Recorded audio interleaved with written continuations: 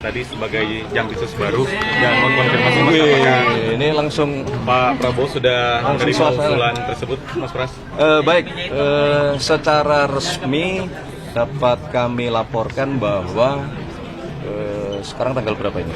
15 ya, sekarang tanggal 15. Jadi per kemarin hari Selasa tanggal 14 Jaksa Agung telah secara resmi mengirimkan surat kepada Bapak Presiden untuk mengajukan usulan nama pengganti pejabat Jaksa Agung Muda Tindak Pidana Khusus yang beberapa waktu yang lalu mengajukan pengunduran diri. Aku tanya hafal suaranya ini. Dari 8 hari ke dalam Mas Andi, laporan apa saja yang akhirnya disepakati dan Gimana nggak dengar? soal rapat hari ini dulu, jadi hal-hal apa saja yang disampaikan dari Mensesnek ke Komisi 13 dan apa yang disepakati akhirnya? Baik, terima kasih teman-teman. Jadi hari ini kami memenuhi undangan dari Komisi 13, undangan rapat kerja dalam rangka laporan pertanggungjawaban keuangan pemerintah tahun anggaran 2025. Jadi sebagaimana biasa, memang prosesnya seperti itu setiap tahunnya. Yang intinya kami melaporkan seluruh penggunaan anggaran di Kementerian Sekretariat Negara yang sekarang membawai kurang lebih 17 satker, dan alhamdulillah tahun 2025 kami mendapatkan penilaian dari BPK wajar tanpa pengecualian, dan itu sudah berjalan selama 12 tahun berturut-turut, sehingga tadi kami juga dalam forum raker tersebut menyampaikan apresiasi, terima kasih dan penghormatan yang setinggi-tingginya juga kepada para menteri sekretaris negara yang sebelum periode kami yang menjaga tata kelola pengelolaan keuangan kita selalu mendapatkan wajar tanpa pengecualian selama 12 tahun berturut-turut. Kemudian juga kami melaporkan beberapa hal di luar laporan keuangan yang tentunya itu masih berkaitan dengan tanggung jawab tugas yang diemban di bawah Kementerian Sekretariat Negara. Salah satunya adalah mengenai pengelolaan aset negara, yaitu yang berada di bawah Badan Layanan Umum, BPK GBK dan BPK Kemayoran, yang sebagaimana saudara-saudara juga pasti mengikuti bulan yang lalu tanggal 18 Juni salah satunya adalah proses pemindahan pengelolaan kompleks Blok 15 Hotel Sultan, yang itu salah satu bagian dari kawasan pengelolaan GBK yang kami bertanggung jawab dan melaporkan kepada Komisi 13 beserta dengan rencana-rencana ke depan untuk kita. Semangatnya adalah mengoptimalkan pengelolaan aset yang dimiliki oleh negara sehingga pemasukan atau pendapatan kepada negara itu jauh lebih optimal lagi. Mas, eksekusi Hotel Sultannya udah selesai belum sih, Mas? Sekarang sedang proses untuk pengosongan, karena memang kita menyepakati kurang lebih butuh waktu sekitar 1 bulan untuk pengosongan aset-asetnya. Targetnya diserahkan ke Danantara kapan, Mas? Kita sedang dalam proses, ya, sudah beberapa kali rapat dengan teman-teman Danantara, dalam hal ini Injurni ya, untuk kemudian ke depan supaya pengelolaan hotelnya bisa lebih optimal, sebagaimana yang tahun lalu juga JCC itu sudah habis kontraknya, kemudian tidak kita perpanjang dan kita kelola sendiri, dan ternyata itu secara signifikan menambah PNBP kita. Kalau ini Kemayoran, Mas, asetnya apa sih, Mas, yang mau diambil negara? Bukan kok asetnya apa yang mau diambil negara, tidak ya. Jadi prosesnya adalah seluruh kawasan baik Kemayoran maupun GBK itu semenjak kami diberi amanah kurang lebih sekitar 1,5 tahun yang lalu, memang kami melakukan review terhadap seluruh kontraknya, karena memang jenisnya bermacam-macam. Jadi seperti biar lebih mudah ya, seperti kompleks GBK itu setidaknya terbagi menjadi 3 zona, yaitu peruntukan untuk pemerintahan, kantor-kantor pemerintahan termasuk gedung DPR MPR ini. Kemudian ada zona untuk olahraga, kegiatan-kegiatan olahraga, dan ada zona yang untuk komersil. Jadi masing-masing kondisinya berbeda-beda, sehingga itu kita review, kita melakukan audit dan mempelajari satu persatu per per kontrak. Ada yang sudah diberikan hak kelola tapi tidak ada kegiatan sama sekali, jenis yang seperti itu. Ada yang diberi hak kelola tapi kita merasa cukup kecil ini bagi hasil yang didapat oleh negara. Nah, itu yang sedang kami lakukan baik di kompleks GBK maupun kompleks Kemayoran. Mas Pras, bisa dikonfirmasi Mas untuk Jaksa Agung mengusulkan nama Pak Kun tadi sebagai Jampisus baru, dan mau konfirmasi Mas apakah ini langsung Pak Prabowo sudah menerima usulan tersebut, Mas Pras? Baik, secara resmi dapat kami laporkan bahwa sekarang tanggal berapa ini? 15 ya, sekarang tanggal 15. Jadi per kemarin hari Selasa tanggal 14 Jaksa Agung telah secara resmi mengirimkan surat kepada Bapak Presiden untuk mengajukan usulan nama pengganti pejabat Jaksa Agung Muda Tindak Pidana Khusus yang beberapa waktu yang lalu mengajukan pengunduran diri, dan kami mohon waktu untuk memprosesnya karena memang ada mekanisme istilahnya adalah TPA ya. Jadi nanti ada tim penilai akhir yang memang selama ini mekanismenya demikian. Jadi karena suratnya baru masuk kemarin, kami mohon waktu, mungkin hari ini akan segera kita tindak lanjuti apa yang diusulkan oleh Jaksa Agung. Dan betul namanya Pak Kun tadi, dan betul namanya Pak Kun tadi, Pak.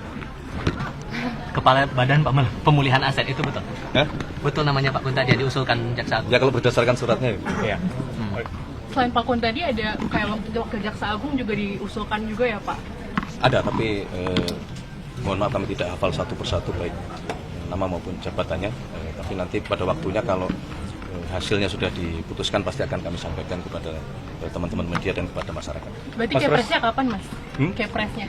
Ya nunggu tadi proses tadi. Ya, insya Allah nanti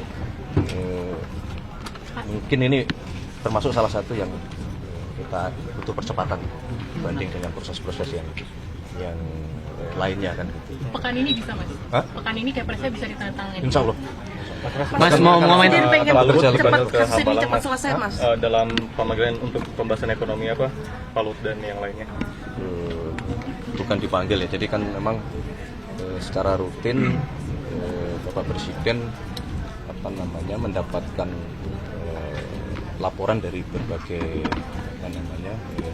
pihak yang secara rutin, salah satunya adalah dari Dewan Ekonomi Nasional. Jadi memang secara rutin beliau Pak Luhut sering minta waktu untuk menyampaikan hasil kajian-kajian dari Dewan Ekonomi Nasional, dan menurut saya kemarin sangat produktif, hampir kurang lebih 3 jam Dewan Ekonomi Nasional memberikan paparan mengenai kondisi ekonomi kita yang sehari sebelumnya, sebagaimana yang saudara-saudara juga monitor, Bapak Presiden memimpin ratas khusus ekonomi yang dihadiri cukup banyak oleh menteri-menteri yang berkenaan dengan masalah ekonomi, karena tentu dengan dinamika di Timur Tengah yang kembali menghangat, itu kita perlu mengantisipasi beberapa hal, terutama untuk satu, menjaga masalah fiskal kita, manakala menghangatnya dinamika itu misalnya akan berpengaruh kembali terhadap harga minyak. Meskipun dapat kami sampaikan bahwa tidak perlu ada yang dikhawatirkan, sekali lagi berkenaan dengan suplai minyak kita aman, meskipun dinamika di Timur Tengah maupun di Selat Hormuz itu kembali menguat. Termasuk efek dari nilai tukar kita yang kembali di level 18.000 terakhir 18.200-an, apakah itu juga ikut jadi atensi dari Presiden, dikhawatirkan akan berpengaruh ke hal-hal lainnya juga begitu Mas? Ya tentu, itu kan menjadi salah satu bagian ya ketika kita bicara ekonomi ini kan mulai dari makro sampai ke mikronya. Jadi kalau saudara perhatikan banyak menteri-menteri teknis yang itu pada tataran mikro bagaimana Bapak Presiden selain menerima atau meminta update dari seluruh program-program yang sedang dijalankan, tetapi juga beliau kemarin memberi penekanan untuk mempercepat. Salah satu antisipasinya adalah menjaga makro, macam-macam teknisnya, menjaga mikronya juga macam-macam. Salah satunya adalah ekonomi real harus didorong, yang itu menjadi program pemerintah, misalnya mengenai pembangunan kampung nelayan itu diminta untuk dipercepat karena itu bagian juga dari menjaga ekonomi kita terus bergerak kan. Termasuk BBM kemarin Soal kasusnya Bu Diksus katanya menaikkan biaya haji 2027. Belum mengenai biaya haji belum, karena kan baru proses awal ya yang dipimpin oleh Menteri Haji untuk sesegera menghitung berapa sesungguhnya biaya haji untuk tahun 2027. Namun kan tentu evaluasi pelaksanaan haji tahun 2026 tidak hanya berkaitan dengan besaran nilai biaya haji tahun 2027, karena juga itu berkaitan. Jadi manajemen pengelolaan haji akan menentukan juga nanti di ujung berapa besarnya nilai biaya haji bagi jemaah kita. Itu ada apa untuk menaikkan juga? Ada kenaikan juga infonya? Ya belum, ya masih dihitung karena itu kan menjadi tidak bisa berdiri sendiri, Mas. Jadi misalnya proses haji jemaah kita itu kan berada di secara total ya, itu kan 40 sampai 41 hari.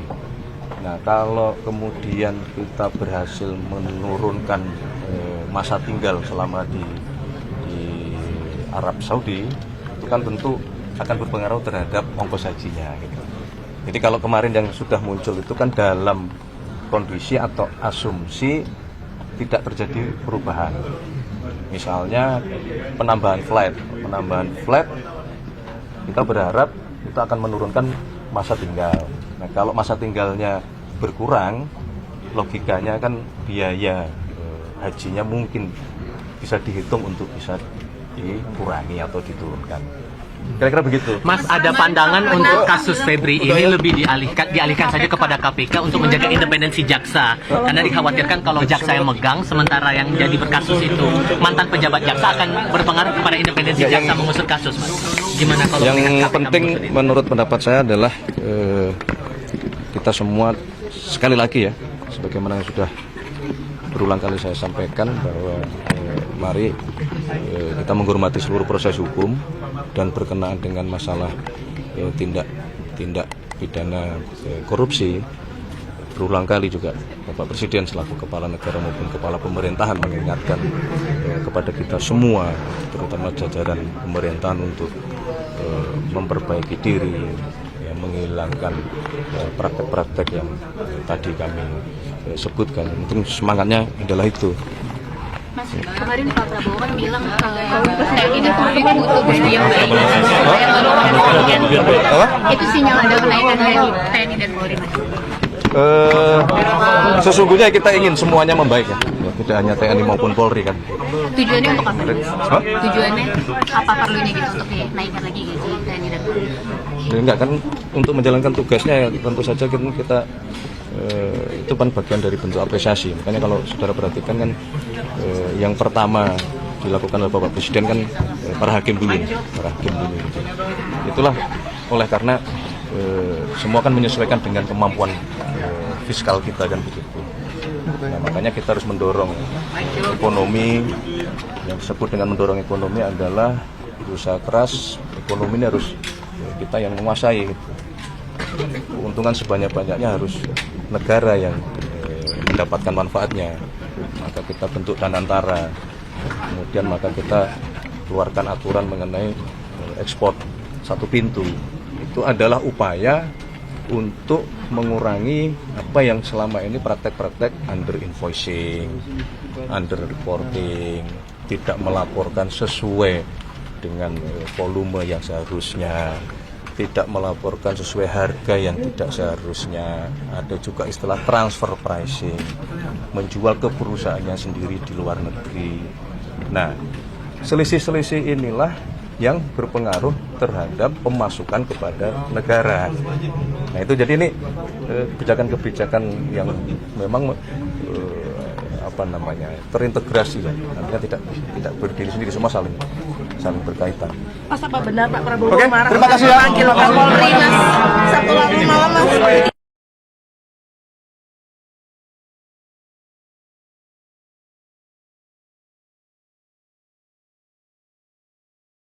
Subscribe, share, like, and comment. Subscribe, share, like, and comment. Subscribe, share, like, and comment. Subscribe, share, like, and comment. Subscribe, share, like, and comment.